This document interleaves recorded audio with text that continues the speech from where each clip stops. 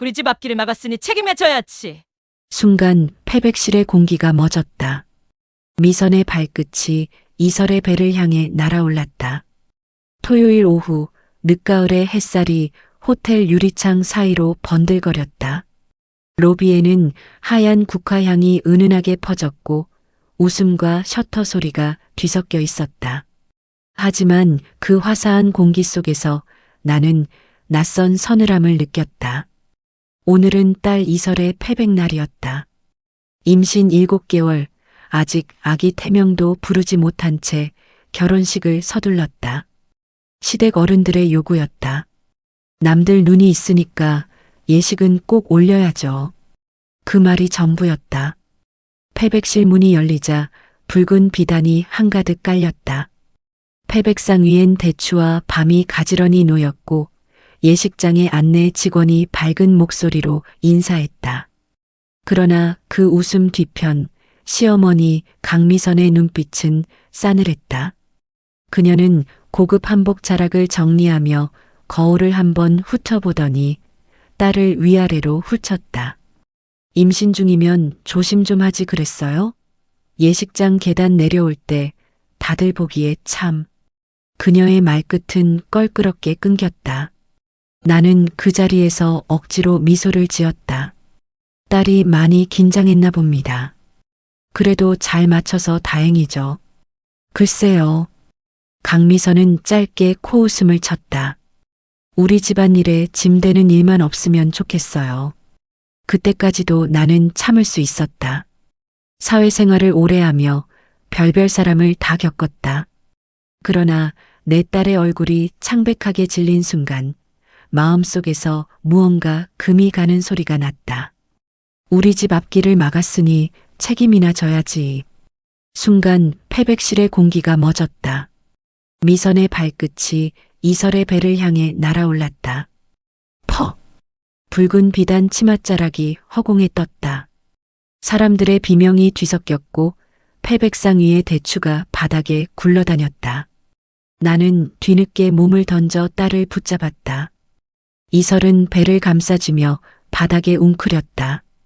하얀 얼굴에 땀이 줄줄 흘렀다. 뭐 하는 짓입니까? 내가 소리쳤지만 이미 패백실은 아수라장이었다. 미선은 얄팍한 미소로 말했다. 지나친 오해 마세요.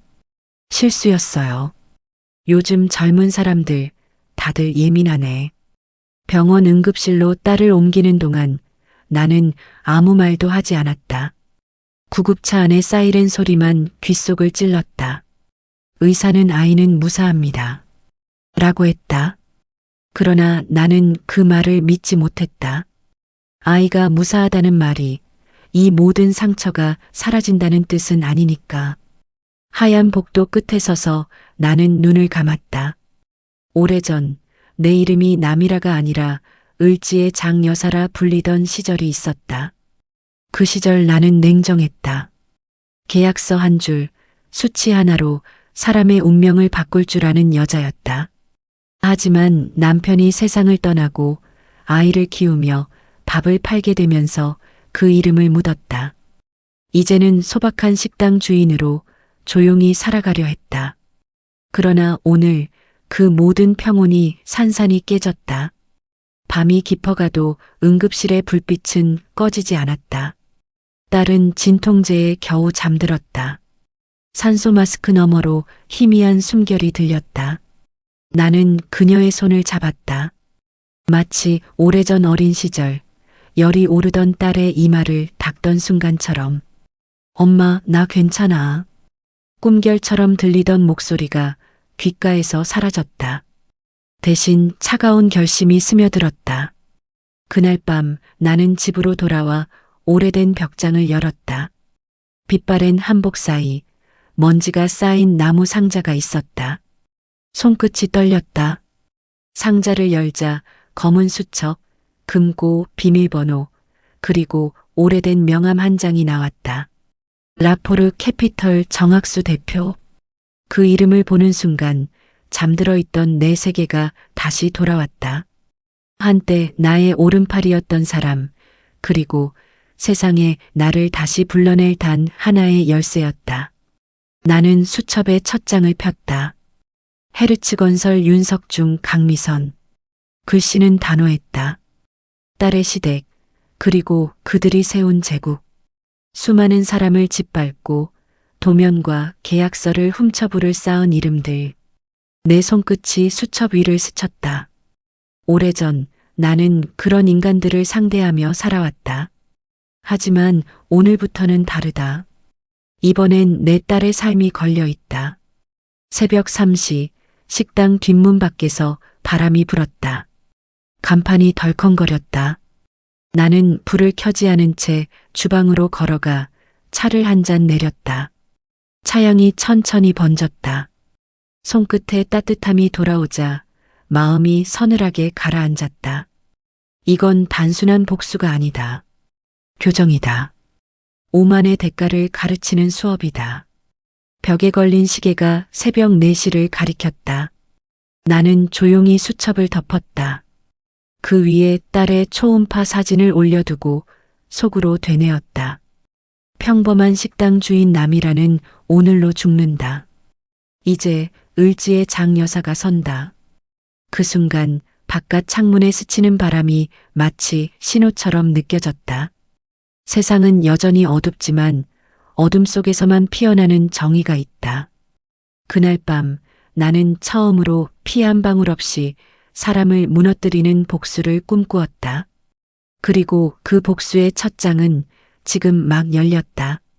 이설의 결혼식을 일주일 앞둔 어느 오후였다. 점심 장사가 막 끝나 식당 안엔 고요가 흘렀다.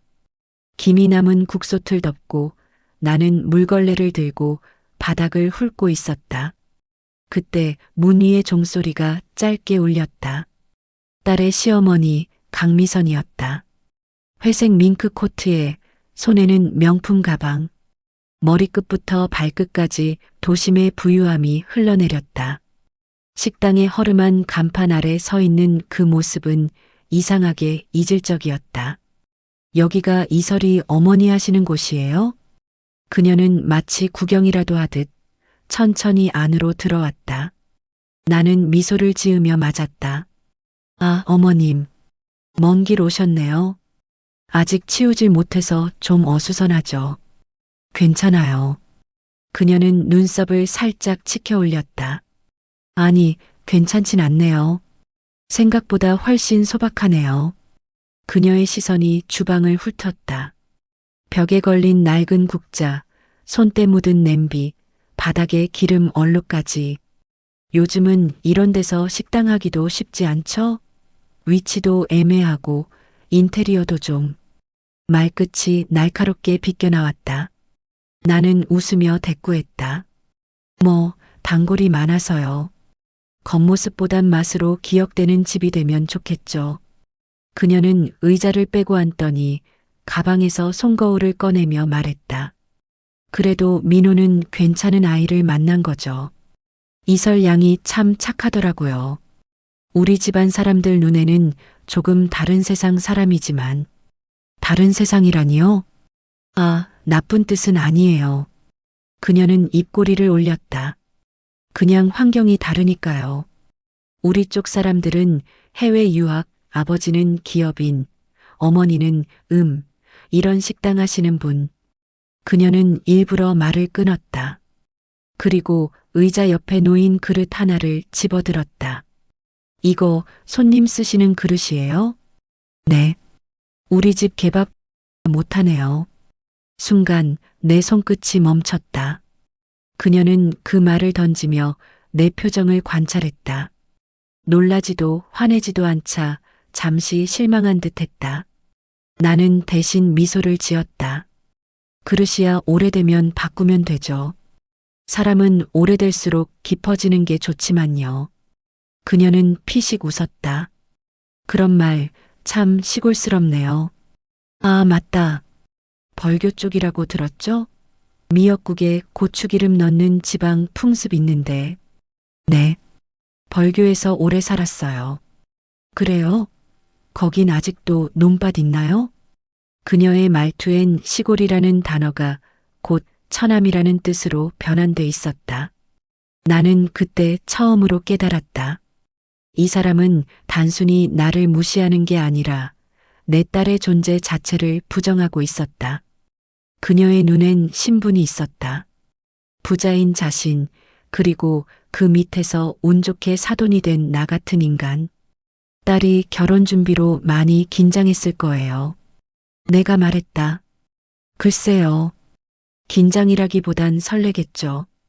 아무래도 우리 집안과 인연을 맺게 되는 거니까. 그녀는 차갑게 웃었다. 근데 이설 양이 너무 우리 쪽 분위기에는 안 어울려요. 옷도 말투도 손버릇도. 결혼하면 좀 고쳐야겠죠. 그건 시간이 해결하겠죠. 시간이요? 그녀는 손가락으로 식탁 위에 반찬통을 툭 치며 말했다. 시간이 해결 못하는 게 세상에 얼마나 많은지 아세요? 특히 급이 다른 문제는요. 그 말이 떨어지는 순간 가게 안의 공기가 바짝 말랐다.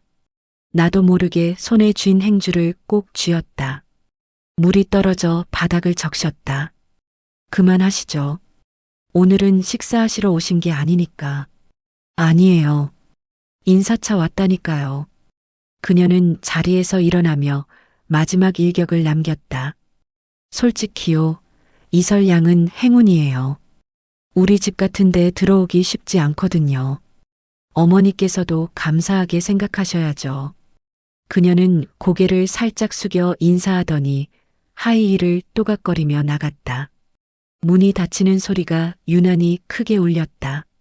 나는 한참 동안 아무 말도 못했다. 식당 안에는 된장국 냄새와 함께 미묘한 금속 냄새가 섞여 있었다. 손바닥엔 땀이 배어 있었고 발끝에서부터 피가 끓는 듯했다. 하지만 나는 여전히 웃고 있었다. 그것이 어머니라는 존재의 본능이었다. 딸의 앞길에 더러운 말 한마디라도 묻지 않게 하려면 지금은 참고 또 참아야 했다.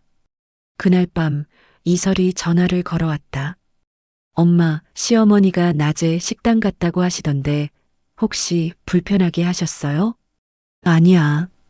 나는 최대한 평온하게 말했다. 그냥 인사차 들르신 거야. 그분이 좀 까다로우시죠? 그래도 나한테는 괜찮게 대해주세요. 그래, 괜찮다. 너는 걱정 말고 쉬어.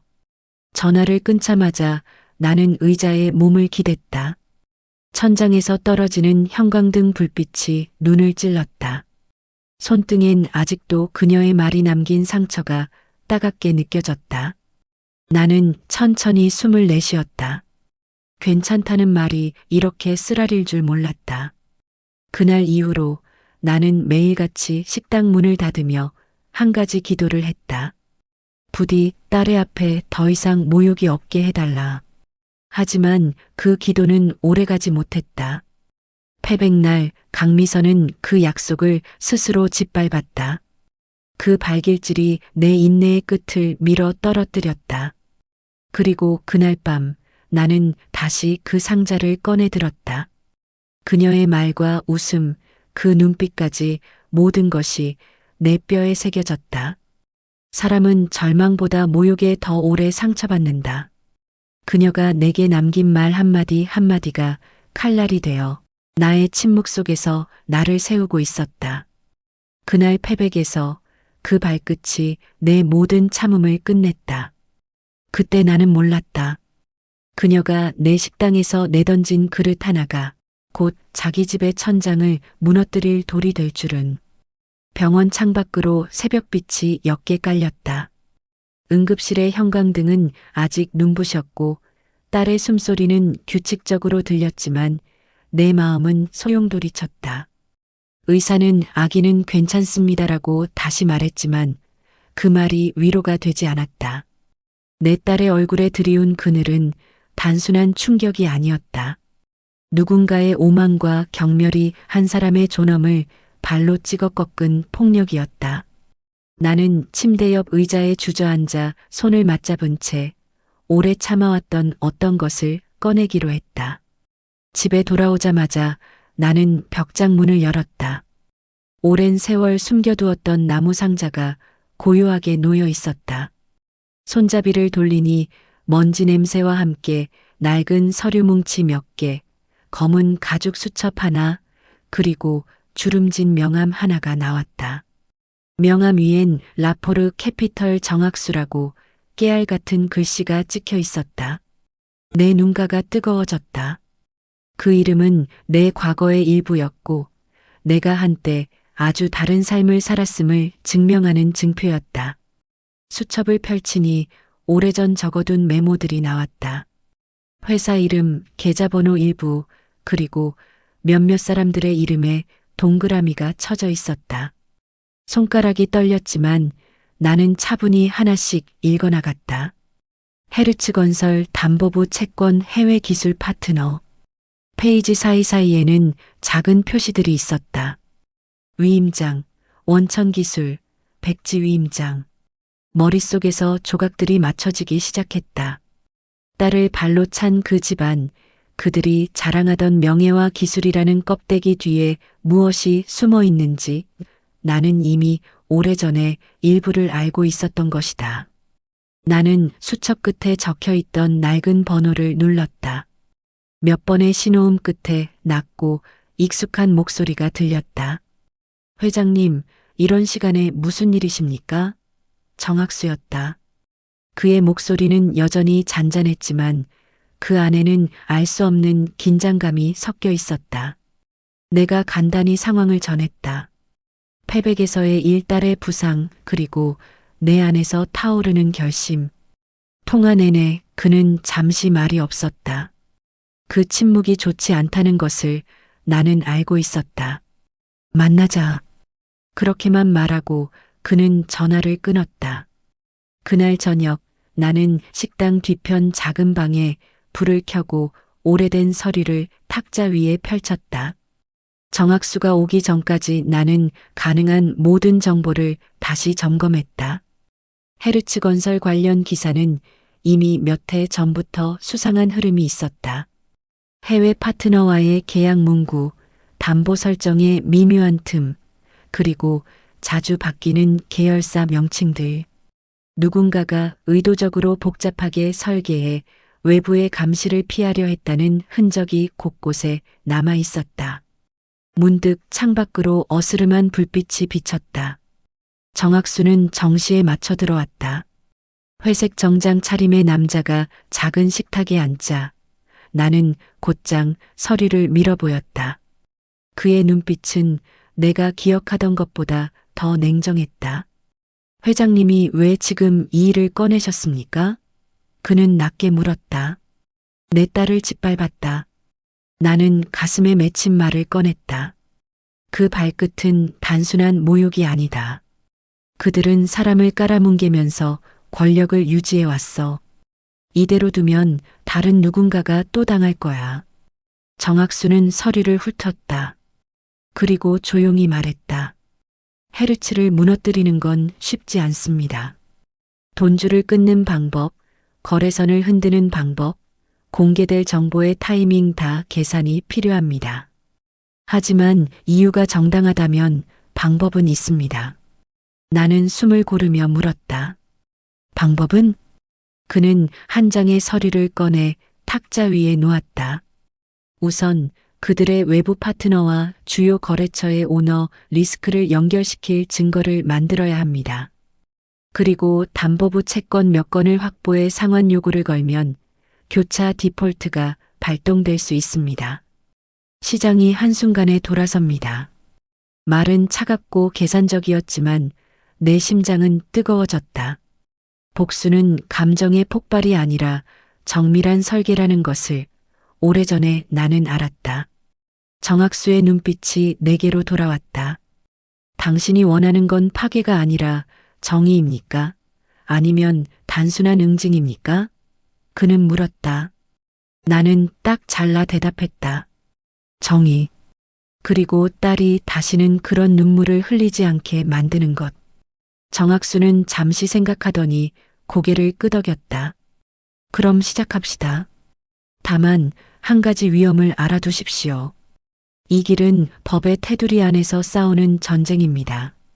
우리가 법을 정확히 알고 숫자를 쥐어야 합니다. 감정으로 찍으면 우리는 패배합니다. 그 말에서 나는 다시 한번 다짐했다. 감정이 아니라 이성으로, 폭력이 아니라 정법으로 그들의 자리를 무너뜨리겠다고. 딸의 초음파 사진을 꺼내 그의 손바닥 위에 올려놓았다. 정학수의 손끝이 살짝 떨렸다. 이제부터는 그 아이를 위한 싸움입니다. 그가 낮게 말했다. 창밖으로 빗방울이 하나둘 떨어졌다. 새벽으로 가는 시간이 가늘게 이어질 때 나는 처음으로 두 손을 모아 기도하지 않았다. 대신 계획을 적어 내려가기 시작했다. 어떤 계좌를 건드릴지, 어떤 문서를 확보할지, 어떤 사람을 만나 설득할지. 분노는 차갑게 식어 분석으로 변했고 분석은 실행으로 이어질 준비를 마쳤다. 그 밤 나는 다시 누워서 딸의 숨소리를 들었다. 그 소리는 나에게 작은 약속처럼 들렸다. 엄마, 제가 괜찮을게요. 그 말이 진실이 되도록 나는 이제 움직일 것이다. 과거의 장여사가 아닌 법과 숫자를 아는 사람으로서. 그리고 그 첫걸음은 이미 찍혔다. 다음 날 아침 식당에 불을 켜기도 전에 전화 한 통이 울렸다. 회장님, 움직이겠습니다. 정학수의 짧은 목소리. 그것만으로 충분했다. 그는 여전히 나를 회장님이라 불렀다. 15년 전 내가 모든 걸 정리하고 이름까지 바꾼 뒤에도 그 습관은 남아 있었다. 그 한마디는 내 안에 잠든 짐승을 깨웠다. 정오 무렵 을지로의 한 낡은 빌딩 옥상. 회색 하늘 아래에서 우리는 마주 앉았다. 그는 서류 가방을 열며 말했다. 헤르츠 건설이 보유한 채권 중 유효 담보가 남은 건 3건입니다. 은행 2곳, 신탁 하나. 그중 2개는 이미 부실 경고 단계죠. 그러면 남은 한 곳을 사면 균열은 자연스럽게 번지겠군. 맞습니다. 하지만 그 전에 여론이 따라와야 합니다. 그는 맥주캔을 열었다. 톡소리가 바람 속으로 흩어졌다. 독일 호프먼 BAU. 그들이 기술 협약을 파기하면 시장의 신뢰가 무너집니다. 그쪽은 제가 손을 써보죠. 나는 그의 말을 듣는 동안 하늘을 올려다봤다. 건물 옥상 위에 걸린 국기만이 바람에 흔들렸다. 학수야. 예, 회장님. 이번 일은 피 한 방울 흘리지 말고 끝내야 해. 나를 발로 짓밟은 그 사람들, 법과 계약으로 무너뜨려야 한다. 그는 고개를 끄덕였다. 이미 준비되어 있습니다. 며칠 뒤 첫 신호가 왔다. 독일 호프먼 BAU가 기술 공급 계약을 돌연 보류했다. 내부 리스크를 이유로 들었지만 배후의 손이 누구인지는 명확했다. 같은 날 오후 메트로마트의 법무팀이 헤르츠 건설에 내용 증명을 보냈다. 파트너사 오너 리스크로 인한 계약 전면 재검토. 2통의 문서가 도착한 그날 주식시장은 흔들렸다. 헤르츠 건설의 그래프는 순식간에 붉게 내려앉았다. 밤 정학수가 내 식당 뒷방으로 왔다. 계획대로입니다. 그들이 손대는 모든 자금줄이 막히고 있습니다. 나는 조용히 물었다. 언론은? 이미 한겨레 쪽에서 움직임이 있습니다. 기술 유출 의혹, 회장 부부의 비자금, 차입 구조 불투명 제목은 이미 정해져 있죠. 좋아. 나는 오래 묵은 한숨을 내쉬었다. 복수는 뜨거운 피로 하는 게 아니다. 냉정한 계약서로 하는 거다. 이틀 뒤 헤르츠 본사에서 임원회의가 열렸다. 윤석중은 폭발 직전의 얼굴이었다. 누가 정보를 흘린 거야? 누가? 강미선은 옆에서 서류를 쾅 던졌다. 남의 집 여자 하나가 발을 잘못 놀렸다고 이렇게까지 망하게 만들어? 그들의 회의실 CCTV 화면은 정학수의 노트북에서 조용히 재생되고 있었다. 그는 화면을 멈추며 말했다. 무너지는 건 순식간입니다. 하지만 사람들은 그게 단지 우연이라고 생각하죠. 그날 오후 증권가에서는 헤르츠 건설 내부자 거래 의혹이라는 제목의 기사가 터졌다. 불길이 번졌다. 은행은 신규 대출을 보류했고 해외 협력사들은 연락을 끊었다. 시장이라는 괴물은 냄새 하나만으로도 약자를 잡아먹는다. 이번엔 그들이 약자가 됐다. 밤 11시 나는 식당 주방에 앉아 있었다. 손에는 오래된 찻잔, 테이블 위에는 신문 두 부. 헤르츠 건설, 기술 독점 논란에 휘말려. 호프먼 BAU, 한국 프로젝트 전면 취소. 짧은 기사 몇 줄이 내 지난 20년보다 통쾌했다. 하지만 통쾌함 뒤에는 묘한 고요가 있었다. 회장님, 정학수가 조용히 들어왔다. 이제 1차는 끝났습니다. 시장은 이미 그들을 버렸어요. 이제 남은 건 채권 상환 요구뿐입니다. 언제? 48시간 후. 그는 담담하게 답했다. 그때까지 돈을 마련하지 못하면 교차 디폴트 조항이 발동됩니다. 한번 발동되면 끝입니다. 나는 잠시 눈을 감았다. 딸의 얼굴이 떠올랐다. 병실의 하얀 시트, 산소 마스크, 떨리던 손. 그 모든 순간이 나를 이 자리까지 데려왔다. 학수야. 예. 이건 복수가 아니다. 교정이다. 오만의 결과를 보여주는 수업이지. 그가 미소를 지었다. 역시 회장님다운 말씀입니다. 식당 유리창 밖으로 아침 해가 떠올랐다. 빛이 천천히 내 손등을 비쳤다. 그때 나는 깨달았다. 복수란 불타는 감정이 아니라 정확히 설계된 구조 붕괴의 예술이라는 것을. 그들의 탐욕으로 쌓아 올린 탑은 이제 내 손끝에서 흔들리고 있었다. 그날 밤 나는 검은 수첩의 마지막 페이지에 한 줄을 적었다. 모욕의 시작은 그들의 발끝에서, 종말의 시작은 나의 펜끝에서. 그리고 수첩을 덮었다. 새벽 공기가 스며들었다. 멀리서 들려오는 뉴스 알림 속에 헤르츠 건설의 주가가 장중 18% 폭락했다는 소식이 울렸다. 나는 그제야 미소 지었다. 첫 번째 칼날이 정확히 목표에 닿았다는 걸 알았다. 문은 경고 없이 부서졌다. 쇠조각이 튀며 유리문이 산산이 갈라지고 나는 반사적으로 칼국수 국자를 내려놓았다. 여기가 네 식당이지. 굵은 목소리. 강미선이었다. 눈가가 일그러진 화장, 단정하던 모습은 온데간데 없고 금색 장식이 달린 코트는 흙과 눈물로 번들거렸다. 그 뒤에 남편 윤석중이 서 있었다. 양복은 구겨지고 손에는 휴대폰이 꽉 쥐어져 있었다. 그들은 이미 몰락의 냄새를 풍기고 있었다. 이게 다 내 짓이지. 강미선의 손이 내 앞치마를 잡아당겼다. 단단히 묶여있던 끈이 툭 풀렸다. 나는 천천히 그 손을 밀어냈다. 손 놓으세요. 감히 우리를 이렇게 망친 건 나 아닙니다. 스스로 무너진 거예요. 탁자 위에 있던 반찬통이 바닥으로 떨어지며 깨졌다. 김치 국물이 튀고 식당 안에는 매운 냄새가 퍼졌다. 그녀는 울분에 차서 외쳤다. 이설이, 그 계집이 들어온 날부터 불길했어. 내 딸이 우리 집을 망친 거야. 그 뱃속의 아이까지. 그 말이 끝나기도 전에 나는 그녀의 손목을 잡았다. 차가운 주방 조명이 우리 사이를 가르며 흔들렸다. 그 입 지금 당장 닫아요. 내 목소리는 낮았지만 식당의 공기를 송두리째 얼릴 만큼 냉했다. 잠시 침묵. 그 틈에 윤석중이 한 발 앞으로 나왔다. 장미라 씨, 우리가 모를 줄 알았소?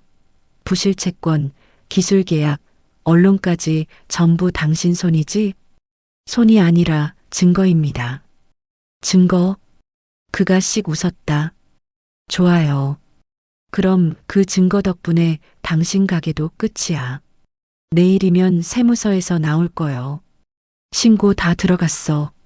당신 같은 식당 하나쯤 폐업시키는 건 말씀 조심하세요. 그 순간 식당 뒷문이 열렸다. 정학수가 들어섰다.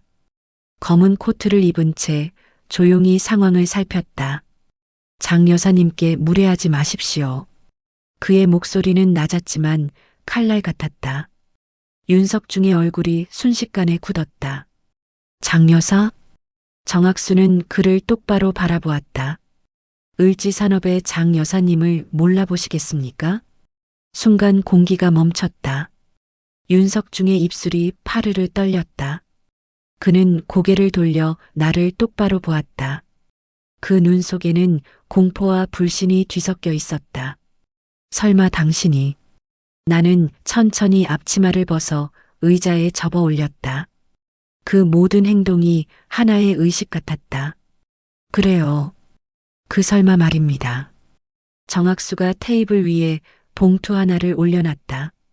윤 회장님, 여기에 서류가 있습니다. 독일 호프먼 BAU와의 계약 원본, 그리고 비자금 계좌 내역 일부. 내일 오전 9시 검찰로 들어갑니다. 윤석중이 봉투를 낚아채려다 멈췄다. 그의 손끝이 떨렸다. 당신들이 감히가 아니라 반드시죠. 강미선이 비명을 질렀다. 우릴 이렇게 망치고 뭐가 남아요? 당신도 딸 하나뿐이잖아. 결국 복수하다가 그 아이마저 잃을 거야. 그 말에 나는 천천히 걸음을 옮겨 그녀 앞에 섰다. 눈을 마주한 순간 그녀의 얼굴이 굳었다. 남의 자식이 귀한 줄 알았더라면 내 발은 멈췄을 거야. 그녀가 뒷걸음질 쳤다. 처음으로 눈빛에 두려움이 스쳤다. 윤석중이 마지막 자존심을 붙잡듯 이를 악물었다. 당신이 정의를 말한다고 해서 세상이 그렇게 움직일 것 같소? 세상은 아니어도 법은 움직이죠. 정학수가 서류철을 덮으며 말했다. 이미 검찰과 금감원에 동시 접수됐습니다. 자금 추적은 오늘 밤부터 시작됩니다. 윤석중은 머리를 감싸쥐었다. 그의 눈동자에 절망이 비쳤다. 그때서야 나는 그를 인간으로 보았다. 권력으로 포장된 허망한 인간. 그는 비틀거리며 문 쪽으로 나갔다.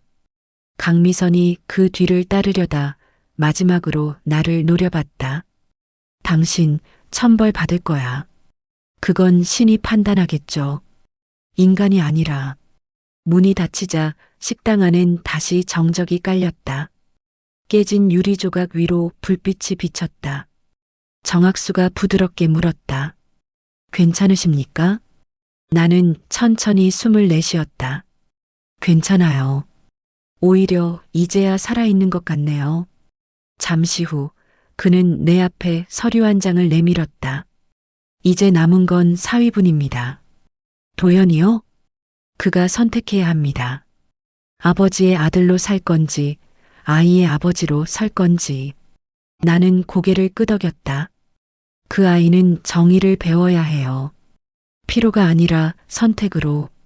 창밖엔 봄비 같은 눈이 흩날렸다. 식당 안에는 깨진 그릇 대신 뜨거운 공기가 맴돌았다. 나는 그날 처음으로 커피포트를 올렸다.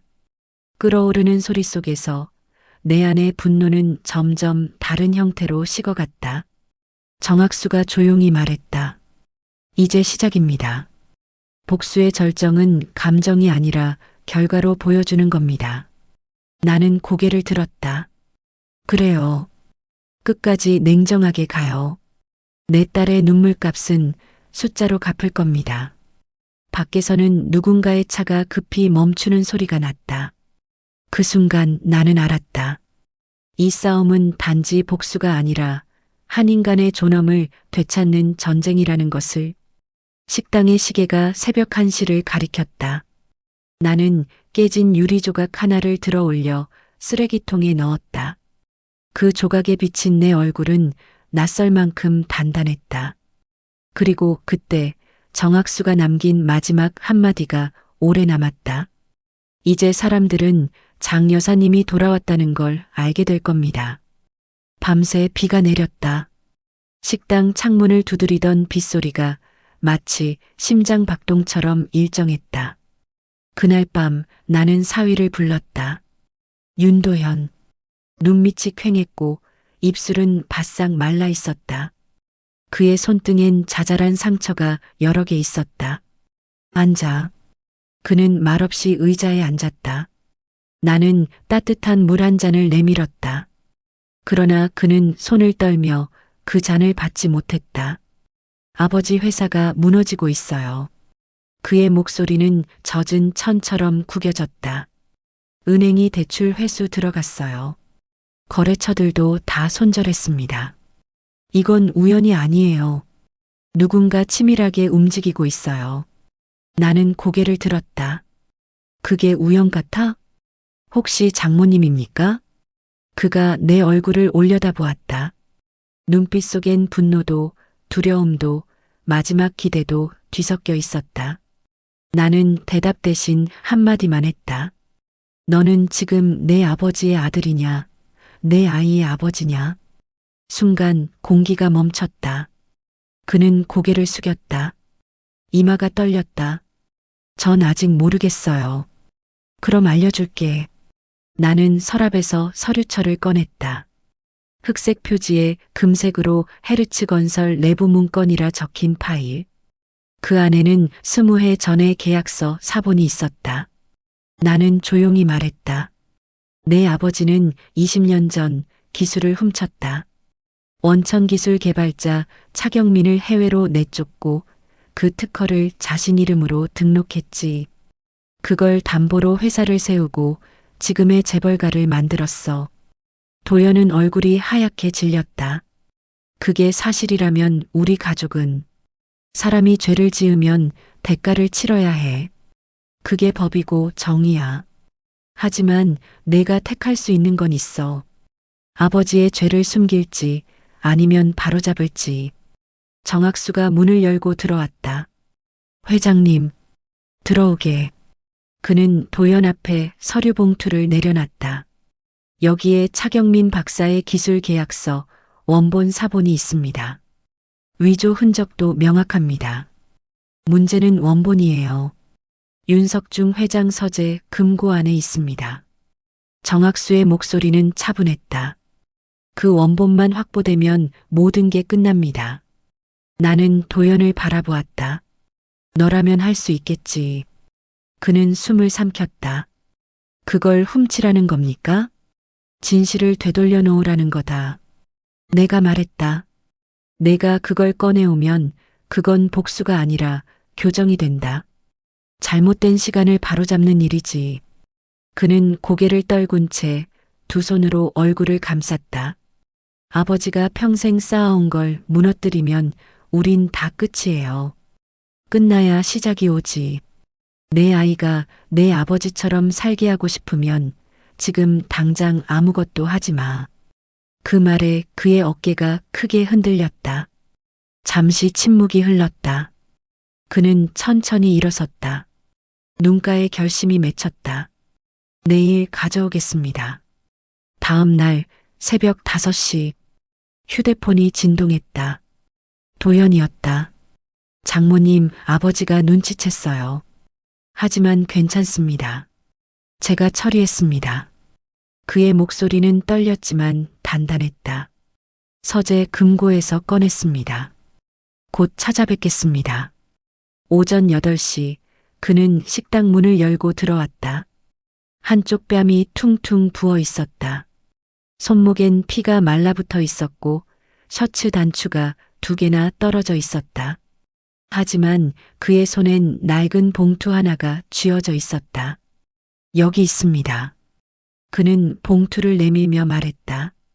이게 모든 겁니다. 나는 조심스럽게 봉투를 열었다. 안에는 금고 속에서 꺼낸 진짜 원본이 들어 있었다. 특허 기술 이전 계약서 차경민에서 윤석중으로. 각서의 밑부분엔 조작 흔적이 뚜렷했다.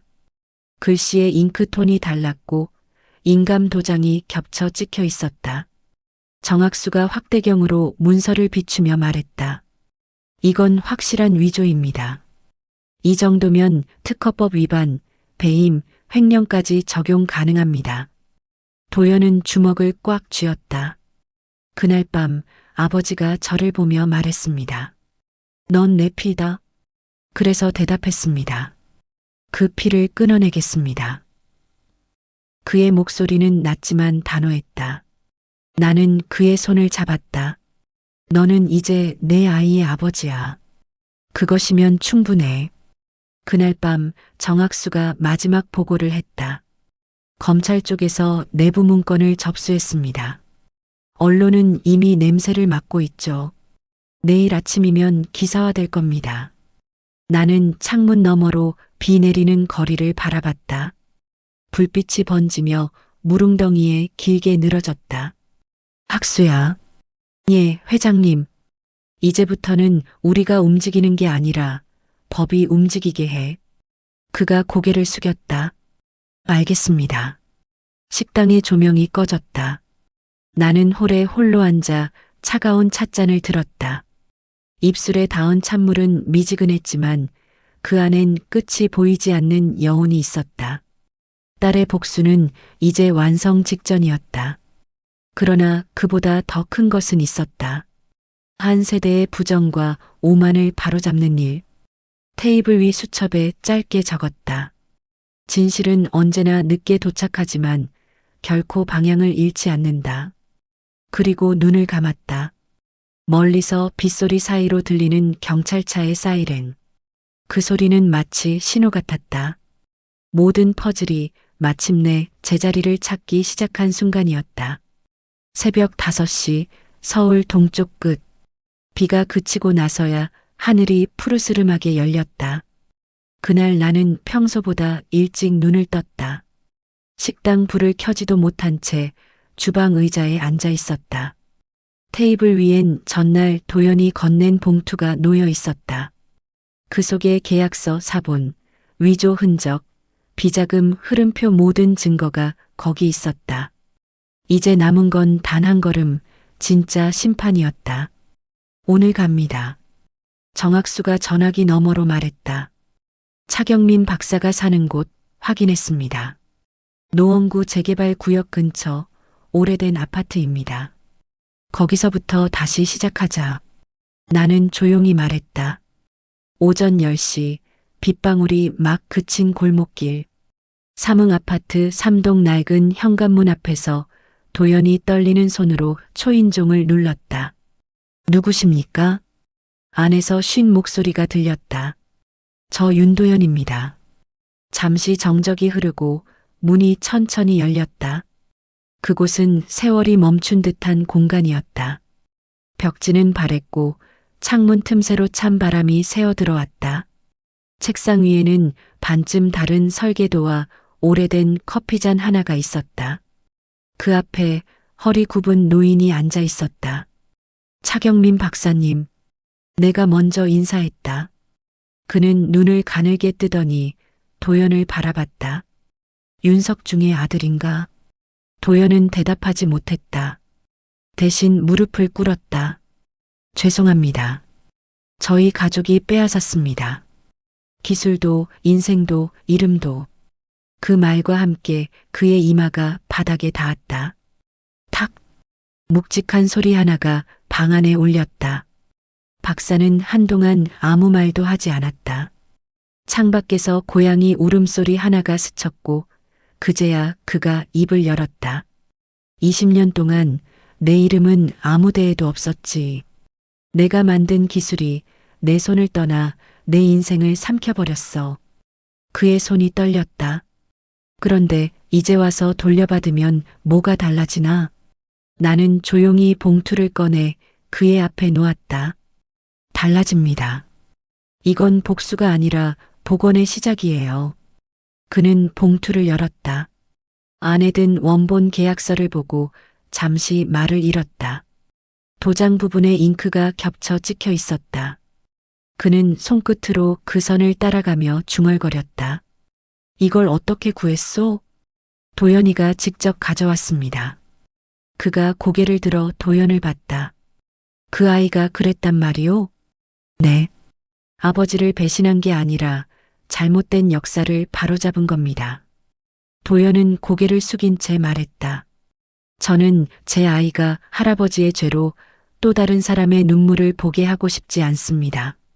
그 말에 차경민은 한참을 도연의 얼굴을 바라보다가 아주 천천히 말했다. 늦었지만 이제야 누가 사람답게 왔구먼. 그의 입가에 오래 묵은 체념이 풀리듯 미세한 미소가 스쳤다. 그리고는 고개를 숙여 말했다. 이제야 숨이 조금 놓이는구먼. 그날 오후 정학수는 서류를 검찰청에 접수했다. 비자금 조성, 기술 탈취, 부정계약, 허위 보고서, 모든 조항이 정확히 맞물렸다. 오늘 안에 경제수사부가 움직일 겁니다. 정학수가 보고했다. 내일 아침 뉴스 첫 타이틀이 헤르츠 건설 수사 착수일 겁니다. 밤 10시 TV 속 뉴스 앵커의 표정이 굳어 있었다. 국내 대기업 헤르츠 건설이 20년 전 원천 기술을 불법 이전한 정황이 드러나 검찰이 전격 수사에 착수했습니다. 그 한 문장을 듣는 순간 나는 깊게 숨을 들이켰다. 이제 되돌릴 수 없는 길이었다. 윤석중 부부는 다음 날 새벽 체포됐다. 검은 코트를 입은 수사관들이 그들의 집 앞을 둘러쌌다. 회장님, 이게 무슨... 누가 우리를 이렇게 만들었어. 강미선의 울음 섞인 비명이 서울 새벽 공기를 찢었다. 하지만 그 순간에도 나는 식당 주방에 있었다. 칼국수 반죽을 밀고 육수를 불에 올렸다. TV에서는 앵커의 목소리가 흘렀다. 헤르츠 건설 오너 일가 구속 피해자 차경민 박사, 이제야 정의가 숨쉰다 인터뷰. 그 말을 듣자 손끝이 잠시 멈췄다. 국물 냄새 사이로 오래된 한숨이 흩어졌다. 20년 동안 짓눌려 있던 이름 하나가 세상 위로 올라왔다는 사실이 그 어떤 복수보다 뜨겁게 가슴을 데웠다. 이틀 후 도연이 식당을 찾아왔다. 작업복 차림이었다. 손톱 밑엔 기름때가 묻어 있었다. 장모님, 아버지 면회 다녀왔습니다. 그래. 처음엔 저를 보지도 않더군요. 그런데 마지막에 그러시더라고요. 사람으로 다시 살아라. 그는 웃었다. 그 말이 무슨 뜻인지 이제야 알겠어요. 나는 조용히 말했다. 그래, 도연아. 내 아버지는 죗값을 치를 거야. 하지만 너는 내 길을 가면 돼. 내가 바로잡은 그 한 걸음이 세상을 조금은 바꿨으니까. 그날 밤 나는 오래된 다이어리에 마지막 한 줄을 썼다. 정의는 빠르지 않다. 하지만 늦어도 반드시 도착한다. 창밖에는 봄비가 흩날렸다. 하늘 끝 어딘가에서 벚꽃이 떨어지고 있었다. 나는 불을 끄고 주방 문을 닫았다. 식당 안엔 남은 국물의 향과 함께 오래된 평화가 천천히 스며들었다. 그리고 마음속으로 중얼거렸다. 이제야 진짜 심판이 끝났다. 봄이 왔다. 비로소 계절이 바뀌었다는 걸 깨달은 건 부엌 창문에 걸린 햇살 때문이었다. 잿빛으로 얼어붙던 날들이 지나고 부엌의 공기 속엔 따뜻한 된장국 냄새가 번졌다. 솥 안에서 보글거리던 국물이 마치 내 삶의 온도를 되찾는 듯했다. 모든 것이 끝난 뒤 나는 다시 식당의 문을 열었다. 무너진 간판을 고쳐 달고 오래된 유리창을 닦았다. 손님이 많지 않아도 괜찮았다. 이제는 버티는 삶이 아니라 살아내는 삶을 하고 싶었다. 그날 오후 문이 열리며 딸 이설이 들어왔다. 한 손엔 유모차, 한 손엔 미소가 걸려 있었다. 그녀의 품에는 이제 손녀가 있었다.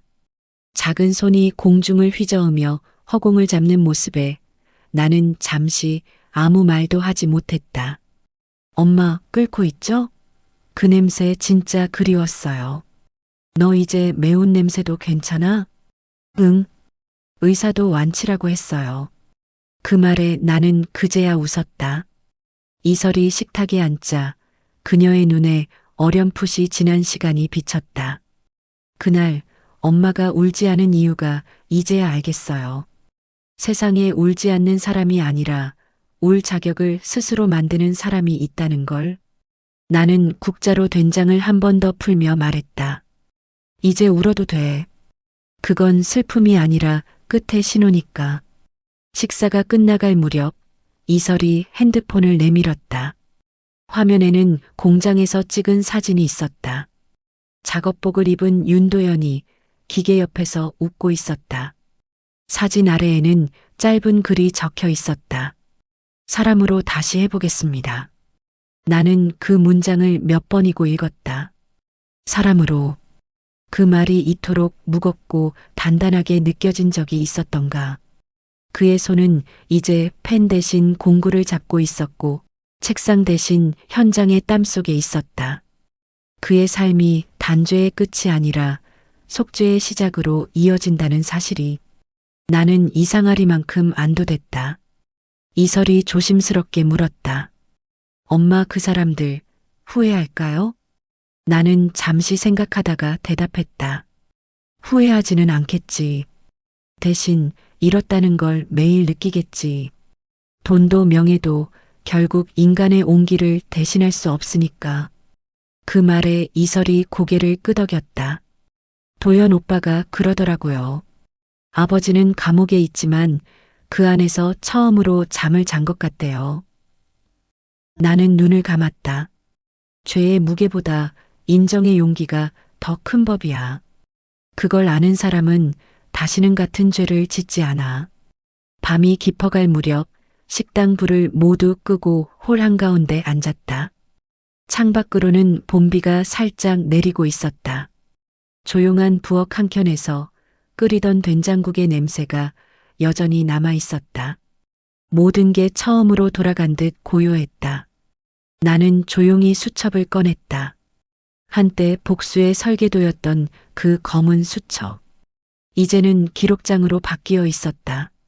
첫 페이지에는 오래전 써둔 문장이 있었다. 복수는 뜨거운 피로 하는 게 아니다. 차가운 법으로 하는 것이다. 그 아래에 나는 새로운 문장을 덧붙였다. 복수는 끝이 아니다. 교정이며 다음 세대에게 건네는 경고다. 그때 문득 딸의 웃음소리가 떠올랐다. 손녀의 울음과 섞여 마치 음악처럼 들렸다. 내가 세운 이 싸움의 결말이 단지 복수가 아니라 미래의 세대에게 멈춤이라는 이름의 유산으로 남았음을 깨달았다. 며칠 후 뉴스에서 헤르츠 건설 관련 마지막 속보가 흘러나왔다. 윤석중 전 회장 항소 포기, 강미선 전 이사 형량 감형 신청 철회. TV 화면에는 두 사람의 흐릿한 옆모습이 잡혔다. 카메라 플래시 속에서도 그들의 눈은 비어 있었다. 나는 리모컨을 내려놓으며 한숨을 내쉬었다. 이제 끝났구나. 식당 유리창 밖으로 햇살이 부서졌다. 그 빛이 반사되어 주방 칼끝을 스쳤다. 나는 잠시 그 칼을 들어보았다. 손끝에 남은 쇠의 냉기가 더 이상 위협으로 느껴지지 않았다. 이제 내 손엔 칼이 없다. 하지만 법을 아는 손은 아직 살아있다. 그 말이 다시 내 머릿속을 스쳤다. 점심 무렵 단골 손님 몇이 들어왔다. 여사님, 오랜만이에요. 다시 문 여셨네요. 나는 미소 지으며 대답했다. 네, 다시 시작이에요. 이번엔 진짜로요. 그들의 웃음소리가 식당 안에 퍼졌다. 그날따라 국물이 유난히 잘 끓었다. 한 숟갈 맛을 보며 나는 문득 생각했다. 이제는 누구의 발끝도 내 딸의 삶을 짓밟지 못할 것이다. 왜냐하면 나는 이미 세상의 구조를 바꾸는 법을 배웠으니까. 불 위의 냄비가 다시 보글거리기 시작했다. 김이 피어오르며 유리창을 덮었다. 그 속에 비친 내 얼굴은 예전의 장 여사도 남이라도 아닌 그저 한 인간, 한 어머니였다. 나는 조용히 중얼거렸다. 이제 진짜로 끝났다. 그리고 다시 시작이다.